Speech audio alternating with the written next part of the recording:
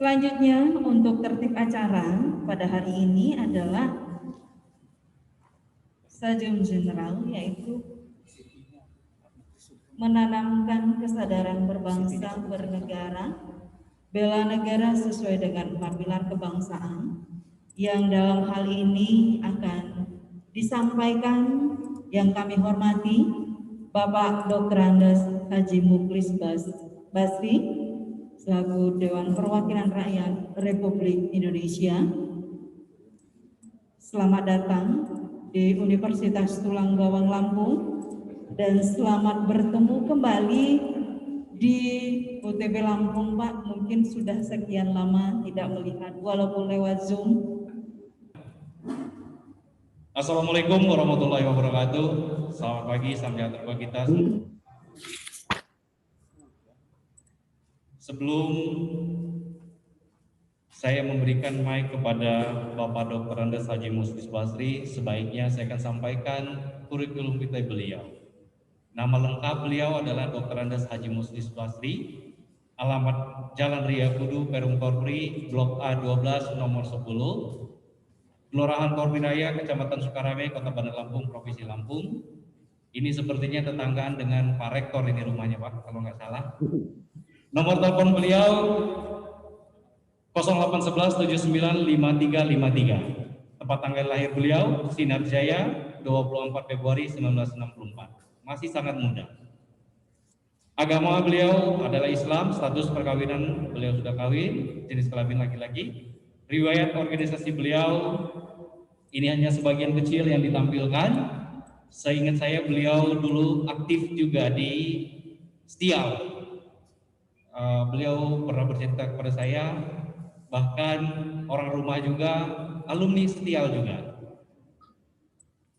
Beliau Ketua DPC PDI Perjuangan Kabupaten Lampung Barat 3 periode dari 2000 sampai 2015. Wakil Ketua DPD PDI Perjuangan Provinsi Lampung masa bakti 2015-2020. Ketua Pejuang Siliwangi Indonesia Provinsi Lampung 2013 sampai 2018. Ketua Dewan Kopi Lampung 2019-2023. Riwayat pendidikan beliau SDN 1 Sinar Jaya lulus pada tahun 1976, SMPN 1 Tanjung Karang lulus tahun 1980, SMAN 1 Tanjung Karang lulus tahun 1983, Stesial sekarang namanya Universitas Tulang Bawang Lampung lulus pada tahun 1987. Riwayat pekerjaan beliau anggota DPRD Kabupaten Lampung Barat periode 99-2002. Wakil Bupati Lampung Barat periode 2002 sampai 2007. Bupati Lampung Barat periode 2007 sampai 2017. Seperti yang saya sampaikan tadi, 2 periode. Dan saat ini beliau diamanahkan oleh masyarakat, yaitu mewakili Lampung di Dewan Perwakilan Rakyat Republik Indonesia periode 2019-2024. Beliau berasal dari fraksi PDI Perjuangan dan saat ini ada di Komisi 1. Itu kurikulum vitae dari Bapak Mukhlis Basri. Dan mungkin langsung saja saya menyapa beliau di layar Zoom. Selamat pagi Bapak. Assalamualaikum. Waalaikumsalam warahmatullahi wabarakatuh. Sehat selalu Pak? Alhamdulillah sehat. Sama dengan Pak Agus, Pak. Ya.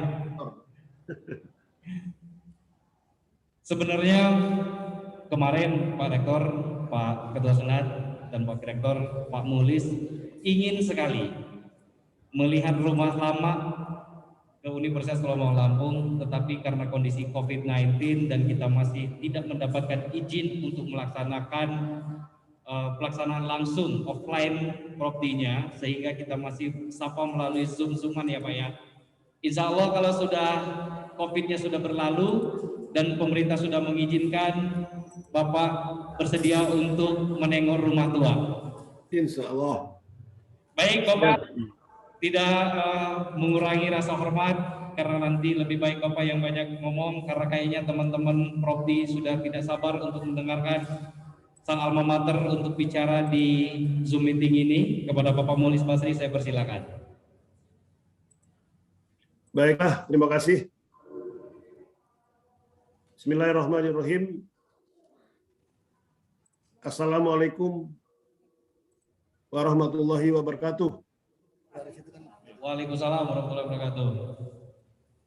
Selamat pagi, salam sejahtera untuk kita semua. Om Swastiastu, Namo Buddhaya, salam kebajikan, tabik pun.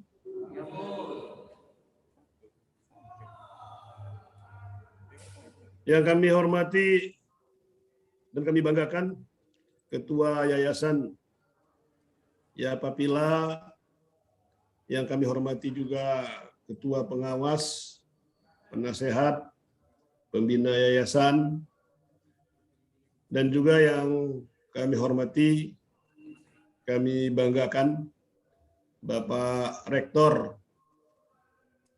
UTB Lampung, Bapak Dr. Agus Mardi Hartono, MM. Beliau ini apa yang disampaikan oleh Mas Rian tadi adalah satu RT, tetangga sama saya. Tetapi ya namanya masing-masing punya kesibukan, ya jarang berjumpa ini, terlebih-lebih di masa pandemik ini. Mohon maaf, terima kasih Pak Rektor. Terima kasih Pak Muklis. Maka ini ketemu hari ini kita. Amin. Juga yang kami hormati para wakil rektor, para dekan dan dosen Universitas Tulang Bawang, juga yang kami hormati panitia Prodi UTB Lampung tahun 2021,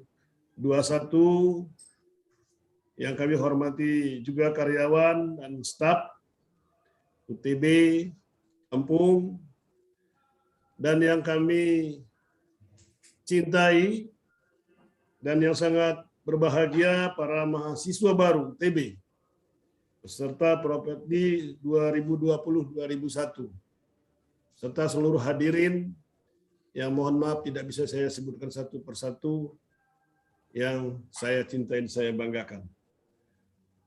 Pertama-tama, di tengah-tengah insya Allah akan berakhirnya masa pandemik ini, kita mengucapkan syukur alhamdulillah bahwa kita masih diberinya sehat, diberinya kesempatan, kita bisa bersilaturahmi melalui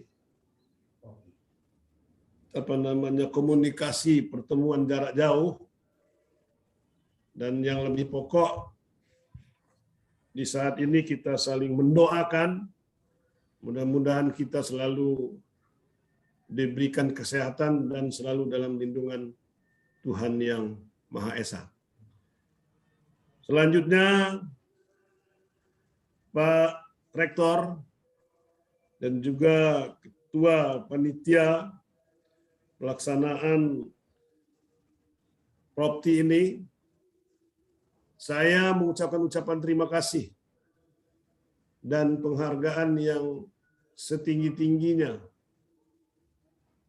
atas undangan yang diberikan kepada saya, karena ini merupakan satu kehormatan, satu kebahagiaan juga saya bisa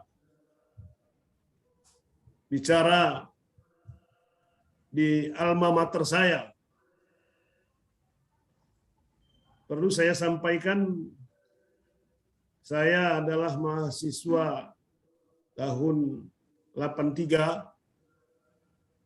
Dan 83 itu adalah di eranya puncak kejayaan daripada Setial. Karena di era saya dimulainya pembukaan ajaran yang dilaksanakan di pagi hari. Yang mana sebelumnya Setial hanya menerima mahasiswa dan melaksanakan ajaran adalah di sore hari. Dan pada waktu itu menurut saya Setial adalah kampus yang sangat populer dibanding dengan kampus-kampus yang lain swasta yang ada di Bandar Lampung atau di Provinsi Lampung. Itulah puncak kejayaan daripada Setial yang saat ini sudah berubah menjadi Universitas Tulang Bawang. Saya sekali lagi memberikan apresiasi yang setinggi-tingginya kepada Ketua Yayasan, Ketua Pengawas, kepada Rektor dan seluruh jajaran, yang mana saat ini saya memperhatikan dan melihat bahwa kebangkitan tahun 83 itu sudah mulai menampakkan lagi. Tepuk tangan buat kita semua dan buat Pak Rektor. Dan kita berdoa mudah-mudahan apa yang kita harapkan untuk mengembalikan kejayaan daripada Setial yang saat ini sudah menjadi Universitas Tulang Bawang akan selalu diberikan kemudahan oleh Allah Subhanahu wa taala. Amin. Selanjutnya saya alumninya tahun 1990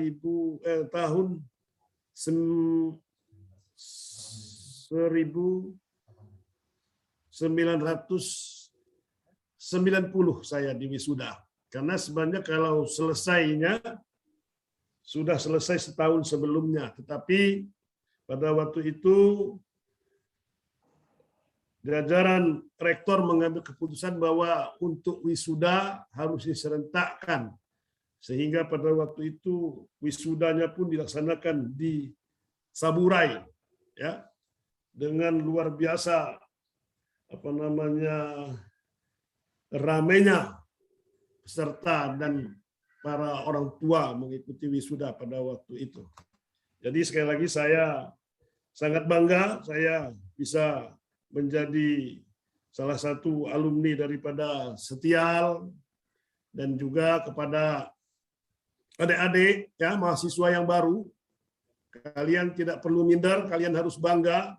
Yang pertama ya bangga karena kalian di antara jutaan yang lulus dari SMA atau SLTA, kalian mendapatkan kesempatan untuk melanjutkan ke perguruan tinggi. Yang kedua, ya kalian bersyukur dan bangga juga bisa berkuliah di Universitas Tulang Bawang ini, karena Universitas Tulang Bawang ini sudah melahirkan para tokoh-tokoh yang ikut mencurahkan pikiran tenaga mereka untuk kemajuan daripada Provinsi Lampung ini. Banyak adik-adik mahasiswa ya, alumni, ada Abdurrahman Wahid, Abdurrahman Sarbini, ya, Abdurrahman Sarbini, atau Mance, Bang Mance, mantan Bupati Tulang Bawang, 2 periode, yang pernah bersama-sama juga dengan Pak Rektor, dengan Pak Agus. Ada juga Andi Ahmad, alumni juga dari UTB juga. Begitu juga ada Herman HN juga, alumni daripada UTB juga. Termasuk saya juga untuk kepala dinas, ya, sekda di masing-masing kabupaten ini, saya kira sudah susah kita untuk menjumlah dan menghitungnya. Jadi kepada adik-adik mahasiswa baru, ya, sekali lagi kalian tidak perlu merasa minder, tapi justru kalian harus bangga, bersyukur, karena UTB juga sudah melahirkan para tokoh-tokoh pembangunan yang ada di Provinsi Lampung ini. Selanjutnya, kepada adik-adik semua yang saya hormati, Pak Rektor yang kami banggakan, tadi sudah disampaikan bahwa saya akan memberikan sebangsa kuliah umum lah di tengah-tengah mahasiswa baru ini, di tengah-tengah pandemik ini.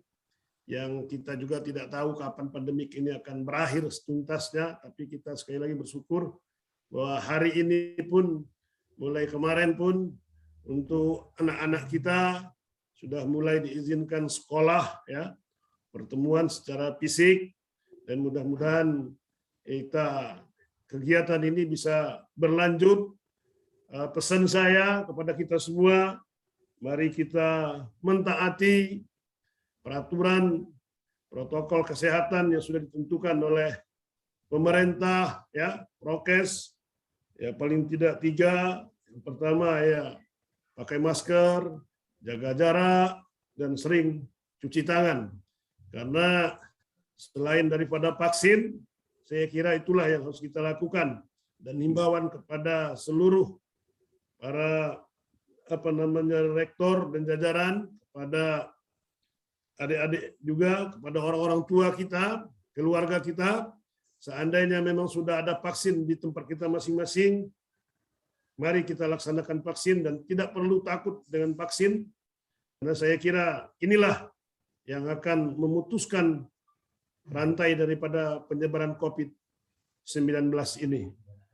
Bapak Rektor yang kami hormati, rekan-rekan mahasiswa yang saya cintai, para junior saya, kalian akan mulai mengikuti aturan-aturan daripada kampus, aturan-aturan daripada panitia penerimaan mahasiswa. Ya, saya juga memesan kepada kalian untuk mentaati aturan-aturan yang sudah ditentukan oleh universitas dan juga oleh panitia penerimaan mahasiswa baru. Selanjutnya, masalah materi saya bela negara, saya kira rekan-rekan mahasiswa ini, junior saya ini, sudah paham semua bahwa bela negara adalah sikap dan perilaku warga negara yang dijiwai oleh kecintaan kepada Negara Kesatuan Republik Indonesia yang berdasarkan Pancasila dan Undang-Undang Dasar 1945 dalam menjalin kelangsungan hidup bangsa dan negara yang seutuhnya. Secara fisik, hal ini bisa diartikan sebagai usaha pertahanan menghadapi serangan fisik atau agresi dari pihak yang mengancam keberadaan negara. Sedangkan secara non-fisik, konsep ini memiliki arti sebagai upaya untuk serta berperan aktif dalam memajukan bangsa dan negara, baik melalui pendidikan, moral, sosial, ataupun peningkatan kesejahteraan orang-orang yang menyusun bangsa Indonesia. Selanjutnya, adapun dasar hukum bela negara, yaitu Undang-Undang Dasar 1945, Pasal 27 ayat 3, yaitu setiap warga negara berhak dan wajib ikut serta dalam upaya membela negara. Dan juga Undang-Undang Dasar 1945 Pasal 30 ayat 1, tiap-tiap warga negara berhak dan wajib ikut serta dalam usaha pertahanan dan keamanan negara. Undang-Undang Dasar 1945 Pasal 30 ayat 2, usaha pertahanan dan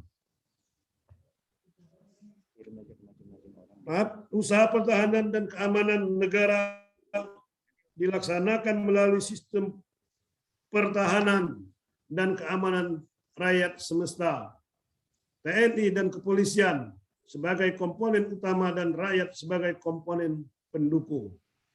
Undang-Undang Nomor 3 Tahun 2002 tentang Pertahanan Negara, Pasal 9 ayat 1, setiap warga negara berhak dan wajib ikut serta dalam upaya bela negara yang diwujudkan dalam penyelenggaraan pertahanan negara.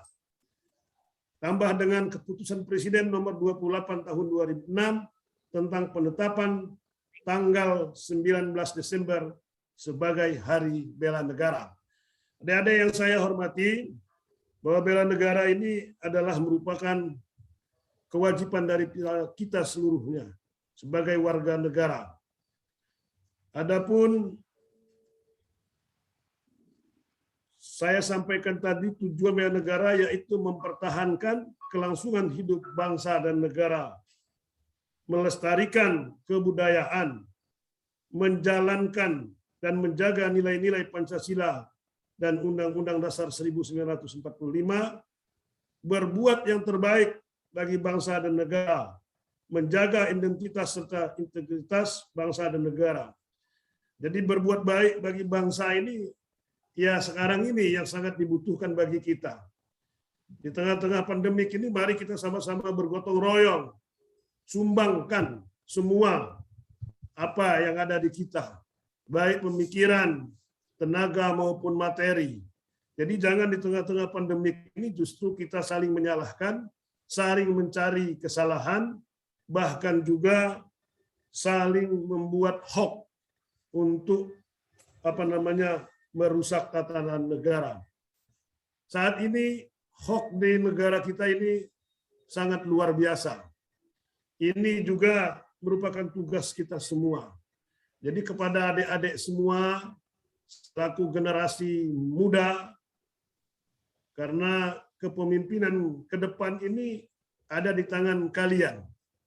Kalau saat ini yang menjadi rektor adalah Pak Agus, yang menjadi Dewan DPR RI saya, insya Allah 5 tahun, 10 tahun, 15 tahun ada di tangan adik-adik yang saat ini akan melaksanakan kuliah pertama di Universitas Tulang Bawang ini. Saya punya keyakinan ini. Jadi kalian sekali lagi, harapan saya berbuatlah yang terbaik bagi bangsa dan negara ini. Karena estafet kepemimpinan itu ada di tangan kalian semuanya. Selanjutnya fungsi bela negara, yaitu mempertahankan negara dari berbagai ancaman dari luar maupun dari dalam. Menjaga keutuhan wilayah negara menjadi salah satu kewajiban setiap warga negara, merupakan adalah panggilan kita sebagai warga negara. Adik-adik mahasiswa yang saya cintai, ya, Indonesia adalah merupakan negara besar, negara demokrasi yang sangat luar biasa, cepat majunya, dan juga negara demokrasi yang besar, di mana kita sama-sama merasakan demokrasi di Indonesia ini dimulai dari gerakan mahasiswa pada tahun 1998, yaitu gerakan reformasi. Dari situlah keterbukaan atau demokrasi dimulainya Indonesia, yang sebelumnya tidak ada demokrasi. Maka untuk negara ini sekali lagi perlu kita pertahankan dan jangan pernah kita bermimpi untuk merusak negara demokrasi. Dan kita sudah sangat demokrasinya luar biasa. Dimulai dari paling kecil, paling terbawah pemerintahan sampai kepada presiden. Saya beri contoh saat ini, ya, pemilihan RT saja sekarang ini sudah dilaksanakan pemilihan secara langsung oleh warganya di RT-nya masing-masing. Begitu juga di tingkat desa, ya, bukan di kelurahan. Kalau di tingkat kelurahan itu lurahnya ditunjuk oleh kepala daerahnya. Tapi kalau untuk kepala desa sekarang ini semuanya juga dilaksanakan pemilihan langsung. Di dalam pemilihan RT pemilihan langsung, masyarakat pendukung yang satu, pendukung yang lainnya dengan yang satunya itu langsung berhadapan. Tetapi tidak pernah terjadi konflik, tidak pernah terjadi satu keributan. Ya, kalau perbedaan itulah namanya demokrasi. Dan ini sekali lagi perlu dipertahankan. Begitu juga dalam pemilihan bupati, wali kota, gubernur, sampai presiden. Sekali lagi negara kita sudah sangat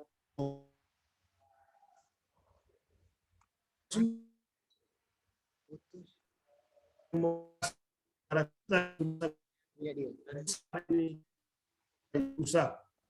Selanjutnya, unsur-unsur dasar bela negara adalah cinta kepada tanah air, rela berkorban jiwa, raga, demi bangsa dan negara, meyakini bahwa Pancasila sebagai ideologi negara memiliki kemampuan awal bela negara serta kesadaran untuk berbangsa dan bernegara. Untuk meyakini bahwa Pancasila sebagai ideologi negara, saya kira ini tidak perlu kita diskusikan lagi, tidak perlu kita bicarakan lagi. Pancasila ini menurut saya sudah selesai, ya. Sudah 76 tahun Indonesia merdeka dengan ideologi adalah Pancasila. Isinya Pancasila saya kira semuanya sudah hafal. Dari sila 1 sampai sila kelima ini sudah hafal semua. Persoalannya Pancasila hanya adalah implementasinya daripada sila-sila tersebut. Ini yang masih sulit kita lakukan dalam kehidupan kita sehari-hari, ya. Masih banyak yang mempersoalkan sila pertama seperti ketuhanan yang Maha Esa, ya. Untuk apa kita mau bicara masalah Pancasila dasar negara, ya? Karena kata saya Pancasila ini sudah final. Saya sampaikan tadi tidak perlu lagi didiskusikan. Tidak ada Pancasila warga negara ini mempersoalkan ini. Kalaupun kita mau mengganti Pancasila, ya kita harus memahami dulu isinya. Karena Pancasila ini disusun oleh pandang-pandang kita yang sudah sangat luar biasa, melibatkan semua unsur, semua tokoh. Ya, kita ini harus bersyukur karena suku di Indonesia ini ratusan suku, ya, ratusan bahasa, bahkan ribuan, ya. Tapi ternyata kita bisa disatukan oleh Pancasila, oleh Undang-Undang Dasar 45, yaitu bahasa Indonesia. Bahkan kita melihat, ya, mantan presidennya Amerika pun sangat mengakui Undang-Undang Dasar dan Pancasila daripada dasar negara Indonesia ini. Jadi kalau masih ada warga negara ini yang masih mendiskusikan ini, sebenarnya menurut saya salah, karena masalah agama kita tidak pernah dilarang. Silakan agama Islam mau melakukan ibadahnya dari pagi sampai malam sampai pagi lagi, nggak ada yang melarang. Begitu juga saudara-saudara kita yang non-Muslim, yang Kristen, yang Hindu dan Buddha juga seperti itu. Jadi kalau ada kelompok-kelompok yang saat ini ada ingin merubah khilafah negara kita, ini menurut saya adalah salah besar.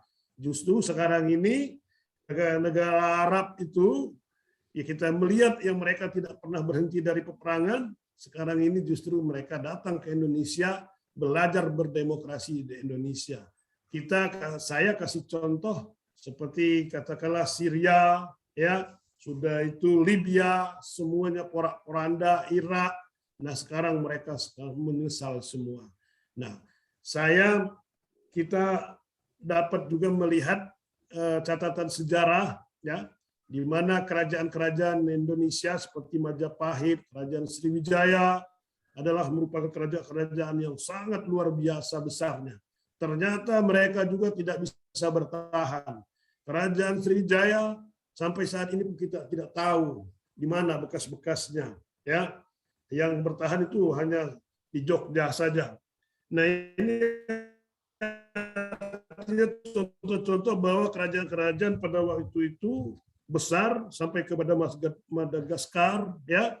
Nah, ini kepada adik-adik semua mahasiswa, kalau kita tidak bisa menyadari dan kita tidak bisa menjaga Indonesia ini, jangan-jangan Indonesia ini bisa menyusul seperti Sriwijaya dan Majapahit, akan terpecah, akan terbelah, ya. Karena sekarang umur kita baru 76 tahun, apa bisa sampai Indonesia ini dengan umur 100 tahun. Inilah harapan saya kepada adik-adik mahasiswa, ya. Mari kita tanamkan kesadaran, mari kita cinta tanah air. Cinta tanah air ini bukan saja menjaga kebersamaan, ya, menjaga persatuan, tapi termasuk juga kita juga harus mencintai produk-produknya bangsa kita, ya. Terlebih-lebih di masa pandemik ini saya kira banyak sekali ini warga Indonesia ini yang punya gagasan, ya, punya karya yang saya kira tidak kalah dengan produk-produk yang ada dari luar. Begitu juga kita rela berkorban, kembali kata saya di tengah-tengah pandemik ini, mari kita jaga ya situasi ini dengan baik.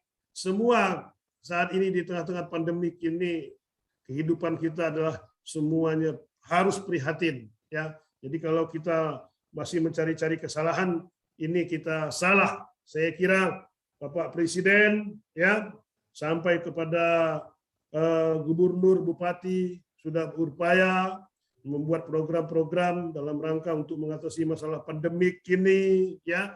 Tetapi walaupun programnya bagus baik, ya tidak semua program itu akan berjalan baik karena ya manusia pasti juga ada kelemahan ya, ada hilapnya. Tetapi kalau kita selalu mencarikan kesalahan dan apalagi menyalahkan pemerintah, saya kira itu merupakan kesalahan besar. Jadi kita harus tanamkan kesadaran untuk berbangsa dan bernegara.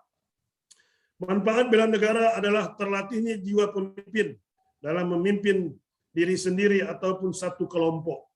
Terbentuknya perilaku tegas, berani, tepat, dan peduli kepada sesama.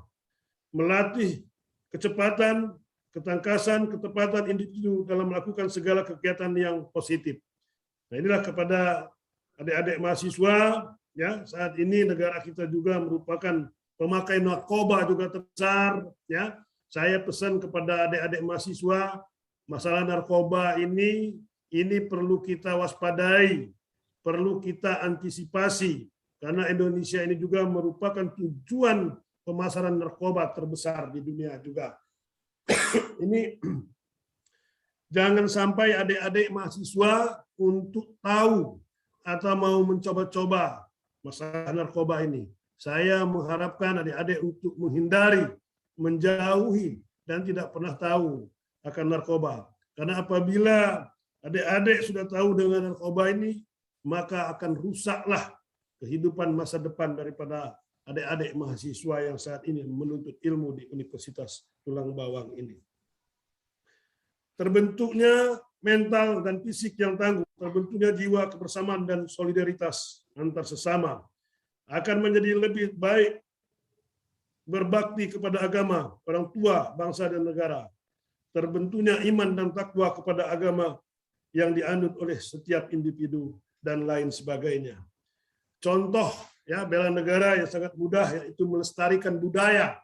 Nah, saat ini kita sama-sama tahu ya bahwa di setiap daerah, di setiap suku banyak sekali budaya-budaya ya.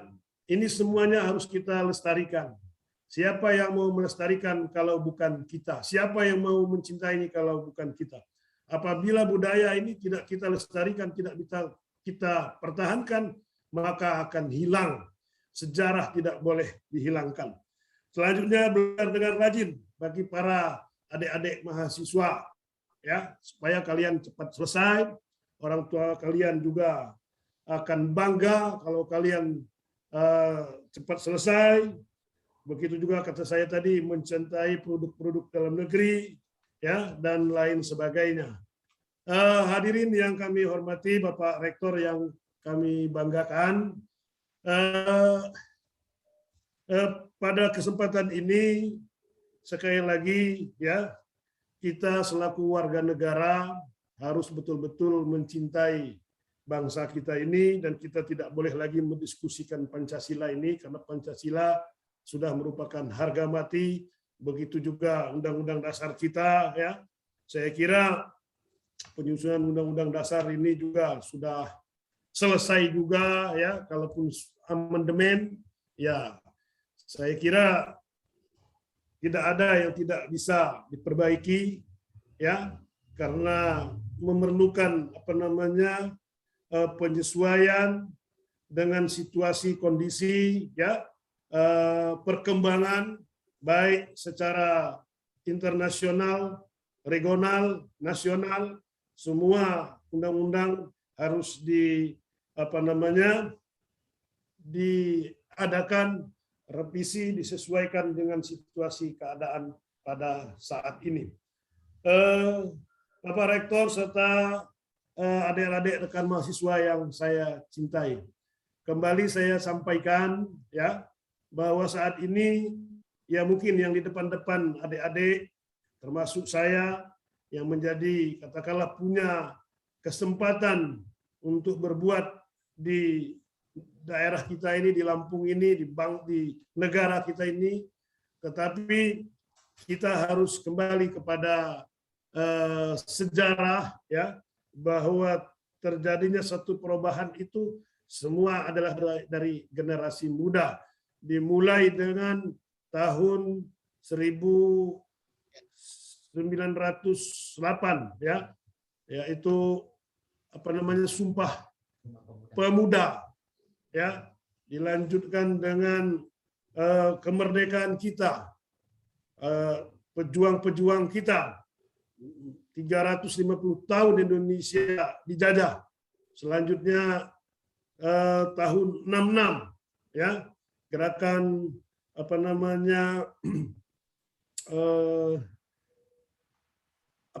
reformasi juga lah, katakan seperti itu, merubah situasi dari zaman Orde Lama ke Orde Baru. Begitu juga yang terakhir adalah generasi reformasi tahun 98 ya, dari Orde Baru ke Orde Reformasi. Kembali kata saya, saat ini kehidupan demokrasi di negara kita sudah sangat baik ya. Ya kita harus jaga dan harus kita pertahankan. Perbedaan tetap harus selalu ada. Kita juga tidak boleh tidak ada perbedaan, karena perbedaan kritik, saran itu adalah dalam rangka kita untuk mengintrospeksi ya, melihat dan sekaligus membandingkan apa yang sudah kita lakukan dan apa yang harus kita kerjakan ke depan. Sekali lagi saya berterima kasih kepada Pak Rektor, kepada jajaran kampus Universitas Tulang Bawang yang telah memberikan kesempatan kepada saya, terkhususnya kepada Ketua Panitia pelaksanaan OPT ini, Adinda Rian, dan kepada rekan-rekan mahasiswa. Mudah-mudahan pertemuan kita di tengah-tengah pandemik ini, walaupun melalui Zoom jarak jauh, ada manfaatnya buat diri saya, buat teman-teman mahasiswa yang baru ya. Saya berdoa mudah-mudahan kalian cepat selesai dan bisa memberikan pengabdian kepada bangsa dan negara yang kita ini. Sekali lagi terima kasih Pak Rektor atas waktu dan kesempatannya. Mudah-mudahan kita selalu diberikan kesehatan oleh Allah Subhanahu wa taala. Terima kasih. Wassalamualaikum warahmatullahi wabarakatuh. Merdeka!